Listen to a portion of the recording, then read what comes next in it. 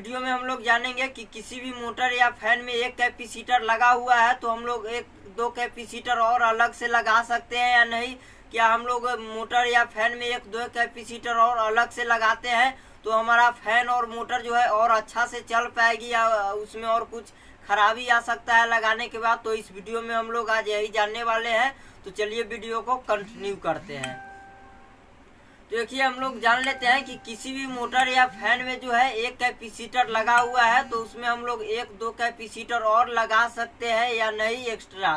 तो देखिए हम लोग एक दो कैपेसिटर बल्कि नहीं 3 4 5 कैपेसिटर भी लगा सकते हैं, कहीं कोई दिक्कत नहीं है। पर क्या किसी भी पावर के हम लोग कोई भी मोटर या फैन में 2-3 कैपेसिटर लगा देंगे तो यह बिल्कुल नहीं है। देखिए हम लोग किसी भी मोटर या फैन में एक कैपेसिटर की जगह पर 2-3 कैपेसिटर लगाते हैं तो हमें देखना होता है कि कैपेसिटर जो है फैन में या मोटर में, मान लीजिए एग्जांपल कोई एक मोटर लेते हैं, उस मोटर में मान लीजिए 50 MFD का कैपेसिटर लिखा हुआ है।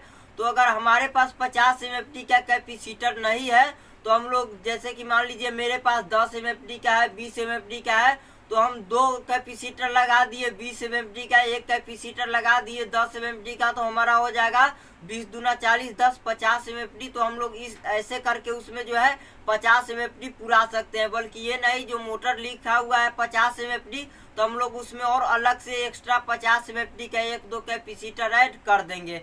ऐसा बिल्कुल नहीं होता है।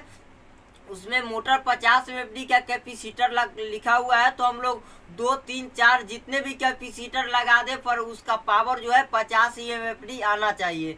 जैसे या फैन हो या मोटर हो जो भी हो, जैसे कि फैन में भी है, सीलिंग फैन हो तो उसमें 2.5 का कैपेसिटर लगा सकते हैं। अगर 2.5 का नहीं है तो उससे कम का तो कैपेसिटर जल्दी मिलता नहीं है। अगर 1.5 का कैपेसिटर मिलता है तो 1.5 दूना 3 हो जाता है, तो वो भी जो है कैपेसिटर ज़्यादा हो जाता है तो हम लोग नहीं लगा सकते हैं।